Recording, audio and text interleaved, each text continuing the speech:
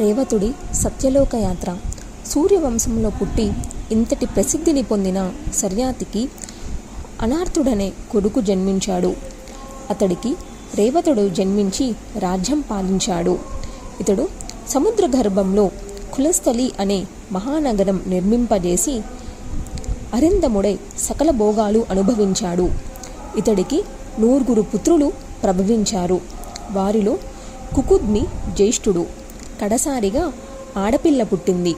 శుభలక్షణ సంపన్న సుందరాంగి, పేరు రేవతి. యుక్త వయస్కురాలు అయింది. రేవతుడు రైవతాద్రికి వచ్చి అనురూప భర్త కోసం రాజుపుత్రుల్లో అన్వేషణ సాగించాడు. ఎవరికి ఇవ్వడమా అనేది ఎంతకు తేలలేదు. సర్వజ్ఞుడైన సృష్టికర్తనే అడుగుదామనిపించి రేవతిని వెంటబెట్టుకుని బ్రహ్మలోకానికి వెళ్ళాడు. యజ్ఞాలు, ఛందస్సులు, పర్వతాలు, సముద్రాలు, నదులు దివ్యరూపధారులై ఋషులతో, దేవతా జాతులతో కలిసి బ్రహ్మసభలో సమావిష్టులై కనిపించారు. అందరూ ముకులిత హస్తాలతో ముక్త కంఠంతో బ్రహ్మను స్తుతిస్తున్నారు. వ్యాసమహర్షి, ఇక్కడ నాదొక సందేహం. రేవతుడు రేవతితో సహా బ్రహ్మలోకానికి వెళ్ళాడంటున్నావు. నేను లోగడ విన్నదాని ప్రకారం బ్రహ్మజ్ఞాని అయి శాంతి చిత్తుడైన బ్రాహ్మణుడు మాత్రమే బ్రహ్మలోకానికి వెళ్ళగలడు. కూతురిని తీసుకొని ఒక క్షత్రియుడు ఎలా వెళ్ళగలిగాడు? మానవుడై పుట్టి మానవదేహంతో స్వర్గలోకానికి గాని బ్రహ్మలోకానికి గాని ఎవరైనా వెళ్ళగలరా? అది దుష్ప్రాపం అంటారు. అలా వెళ్ళిన వారికి మళ్ళీ భూలోకంలోకి ప్రవేశం ఉంటుందా?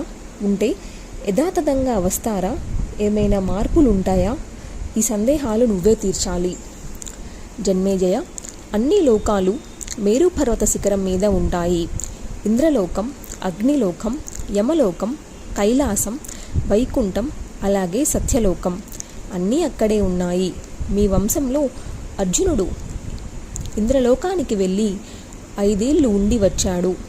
మానుష శరీరంతోనే వెళ్ళాడు. వాసవుడి సన్నిధిలో నివసించాడు.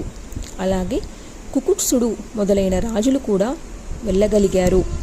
ఆ తరువాత ఇంద్రుణ్ణి జయించి రాక్షసులు వెళ్ళి వచ్చారు. ఇంద్రసింహాసనం ఆక్రమించి స్వర్లోకంలో స్వేచ్ఛా విరాహాలు చేసిన వాళ్ళు ఉన్నారు. మహాభీషుడనే రాజు బ్రహ్మలోకానికి వెళుతుండగా దారిలో గంగాదేవి ఎదురయింది. గాలి తాకిడికి ఆమె పయ్యేదో జారింది.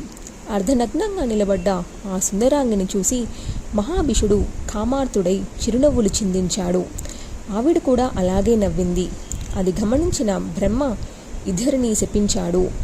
ఆ శాపంతో భూలోకంలో జన్మించారు. ఈ కథ నీకు చెప్పానుగా. వైకుంఠానికి కూడా ఇలా రాకపోకలున్నాయి. దైత్యదానవులు అక్కడికి వెళ్ళిన సంఘటనలు పురాతన కాలంలో ఉన్నాయి. అయితే క్రమంగా అది తగ్గింది. దైత్యులందరి దృష్టి ఎప్పుడు స్వర్గలోకం మీదనే, ఇంద్రుడిపైనే. రాక్షస పీడితులైన దేవతలు మాత్రం మాటిమాటికి వైకుంఠానికి పరుగులు తీస్తారు. జగన్నాథుని శరణు వేడుతారు. అందుచేత నీకు ఏ సందేహము అవసరం లేదు. మహారాజులు అన్ని లోకాలకు వెళ్ళవచ్చు, రావచ్చు. తాపసులు ఇలా వెళ్ళి రావడానికి వారి వారి పుణ్య విశేషాలే కారణం. అలాగే యజ్ఞాలు చేసిన యజమానులు కూడా. వ్యాస మహర్షి, యజ్ఞాలు చేసిన మహారాజులకు ఈ అవకాశం ఉన్నదంటావా?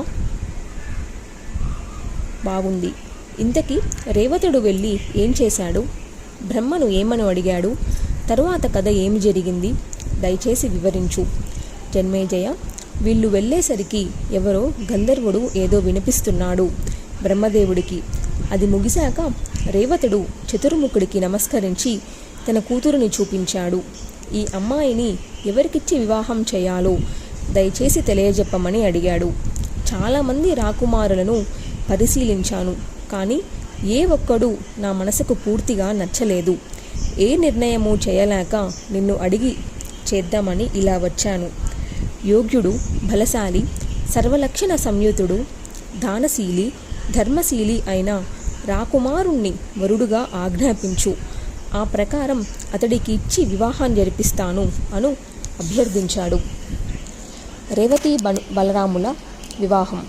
బ్రహ్మదేవుడు క్షణకాలం చిరునవ్వులు చిందించాడు. జరుగుతున్నది జరగబోయేది ఆలోచించాడు. రాజేంద్ర, నువ్వు చూసిన రాకుమారులందరూ కాలచోదితులై త్వరలోనే అస్తమించబోతున్నారు. దుష్టరాజ సైన్యాలను సంహరించి భూదేవికి భారాన్ని తగ్గించడం కోసం శ్రీ మహావిష్ణువు యదువంశంలో శ్రీకృష్ణుడిగా అవతరించాడు. అవతార లక్ష్యాన్ని అప్పుడే ఆరంభించాడు. ఇప్పుడు ద్వారకలో ఉంటున్నాడు. అతడికి ఒక అన్నగారున్నాడు. అతడి పేరు బలరాముడు. శేషాంశ సంభూతుడు, మహావీరుడు, ముసలాయుధధారి, హలాయుధధారి. వెంటనే వెళ్ళి మీ అమ్మాయి రేవతిని అతడికిచ్చి వివాహం జరిపించు. శుభోద్ధర్కంగా ఉంటుంది. అటుపైన నువ్వు బదరికాశ్రమానికి వెళ్ళి తపస్సు చేసుకో అని చతుర్వదనుడు సలహా ఇచ్చాడు. రేవతుడు వెంటనే బయలుదేరాడు. సరాసరి ద్వారకకు వచ్చాడు. బలరాముడికిచ్చి రేవతి కళ్యాణం జరిపించాడు. అటు నుంచి అలాగే బద్రకు వెళ్ళిపోయి తీవ్రంగా తపస్సు చేసి శరీరం చాలించాడు. స్వర్గలోకం చేరుకున్నాడు. రేవతుడు కూతురితో పాటు వెళ్ళి బ్రహ్మలోకంలో కొన్ని క్షణాలు నిమిషాల్లో ఉన్నాడు కదా. అది మానవలోక కాల ప్రమాణం ప్రకారం శతమో అష్టోత్తర శతమో యుగాలు అవుతుంది కదా. మరి వీళ్ళు వృద్ధులు కాలేదా? వృద్ధురాలైన రేవతిని బలరాముడు వివాహం చేసుకున్నట్ట. రేవతుడు ఇంకెంతటి ముసలివాడై ఉంటాడో.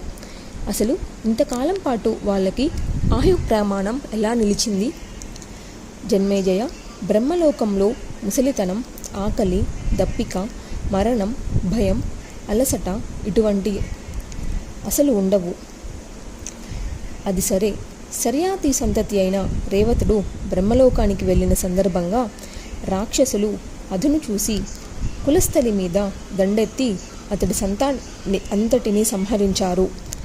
చావగా బతికిన వాళ్ళు భయపడి పలాయనం చిత్తగించారు.